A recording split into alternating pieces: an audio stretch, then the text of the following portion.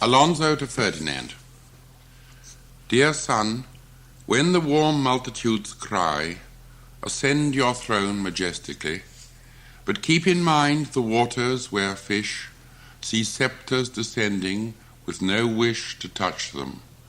Sit regal and erect, but imagine the sands where a crown has the status of a broken-down sofa or mutilated statue.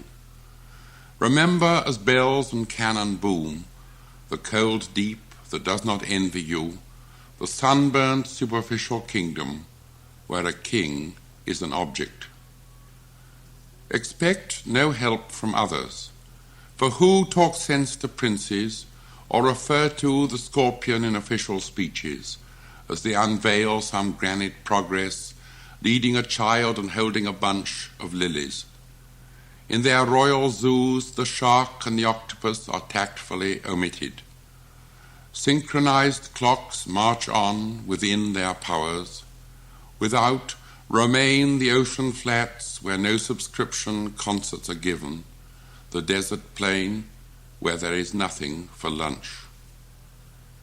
Only your darkness can tell you what a prince's ornate mirror dare not, which you should fear more. The sea in which a tyrant sinks entangled in rich robes while a mistress turns a white back upon his splutter, or the desert where an emperor stands in his shirt while his diary is read by sneering beggars, and far off he notices a lean horror flapping and hopping toward him with inhuman swiftness. Learn from your dreams what you lack. For as your fears are, so must you hope. The way of justice is a tightrope where no prince is safe for one instant unless he trust his embarrassment. As in his left ear the siren sings meltingly of water and a night where all flesh had peace, and on his right the Efreet offers a brilliant void where his mind could be perfectly clear and all his limitations destroyed. Many young princes soon disappear to join all the unjust kings. So, if you prosper, suspect those bright mornings when you whistle with a light heart. You are loved. You have never seen the harbour so still, the park so green, so many well-fed pigeons upon cupolas and triumphal arches, so many stags and slender ladies beside the canals. Remember when your climate seems a permanent home for marvellous creatures and great men, what griefs and convulsions startled Rome, Ecbatana, Babylon.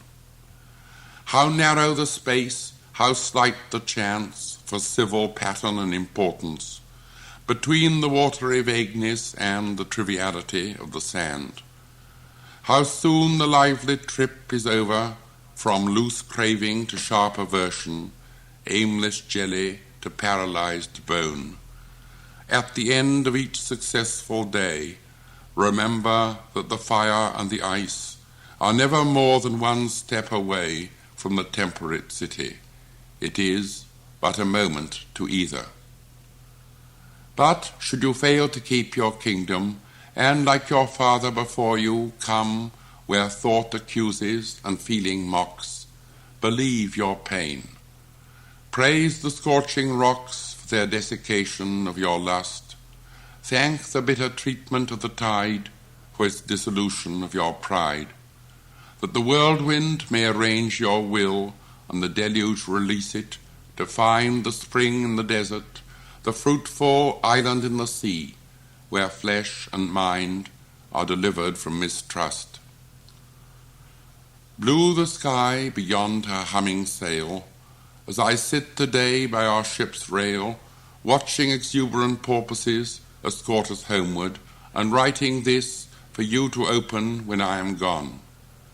Read it, Ferdinand, with the blessing of Alonso, your father, once king of Naples, now ready to welcome death, but rejoicing in a new love, a new peace.